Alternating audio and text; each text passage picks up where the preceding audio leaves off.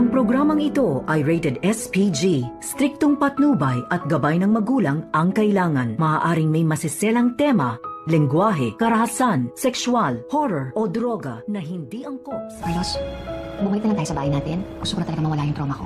Kailangan ko na talaga siyang harapin. Nag-uusap nga itong mag-asawa na si Lynette at Carlos. At dito naman na sinabi ni Lynette kay Carlos na umuwi na lamang daw sila sa bahay nila. At gusto na daw niya itong harapin ang kanyang trauma. At para na rin daw mawala ito.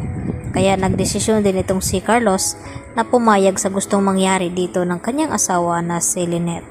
Kaya naman, makapasok na nga sila sa kanilang bahay, tila natahimik naman itong si Lynette na pinagmasdan ang loob ng pamamahay nga dito ni Carlos. At hindi pa rin nagagawa itong kwarto ngayon ni Annalyn. Yun naman ang pangako nga ni Carlos na kapag nagawa ay pwede nang lumipat ulit dito si Annalyn sa tahanan ni Carlos Benitez. At napagkasunduan din nila na tinatanong nga ni Carlos Benitez itong si Lynette kung sakali daw siyang magiging ina dito ni Zoe, papayag ba daw siya. At dito naman na sinabi ni Lynette na hindi niya maipangako kung sakali lang naman. At dito rin na kadagdagan na tanong ni Carlos na kung sakaling siya daw ang nagiging ama dito ni Zoe, matatanggap nga ba daw dito ni Lynette? At ang sagot naman ni Lynette na ibang usapin na yon, siguradong magkaproblema daw silang dalawa ni Carlos dahil kung bakit nagawa daw ilihim ni Carlos sa kanya. Kaya tila natahimik naman itong si Carlos Benitez nang sabihin niya dito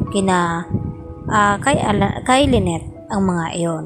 Samantala, pilit na pinapasama ni Moira itong si Zoe upang marinig nga itong mga sasabihin ng lawyer ng matanda kung kanino nga ipamana itong mga ari-arian. At nakakasigurado naman daw itong si Moira na ang makakakuha nun ay walang iba kundi itong si Zoe dahil ito lamang daw ang nag-iisang apo na tunay dito ni Don Pepe. At walang ang kalam-alam itong si Moira na sa US pa lamang ay nakilala na nga ni Don Pepe itong kanyang isa pang apo na si Justin na anak nga dito ni Giselle. At nakigulat din ni Moira nang marinig mula kay attorney na tinanggal na nga dito ni Don Pepe itong si Zoe bilang pamamanahan ng kanyang mga ari-arian.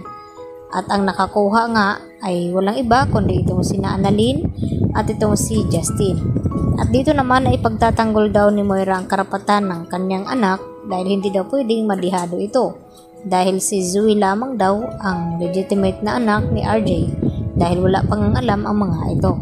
At pagkatapos ngang ma-announce ng attorney na ito ang mga ari-arian kung kanino napunta, ay agad ngang na-dismiss na at nag-uwian. At dito naman na binantaan pa ni Giselle itong si Moira na wag daw munang magpakasaya ngayon dahil kapag nagising daw itong si Don Pepe, tiyak na malalaman na daw nilang dahilan na kung bakit inalis itong si Zoe sa pamamanahan ni Don Pepe. At dito naman na alerto itong si Moira. Kaya agad din na lumabas itong si Moira upang tawagan nga itong kanyang anak na si Zoe na kinakailangan daw mag-impake nito at umalis sila at magpakalayo-layo bago pa magising itong si Tanda at masabi sa kanila ni Giselle at RJ na may kinalaman nga itong si Zoe sa nangyaring aksidente at itong si Moira.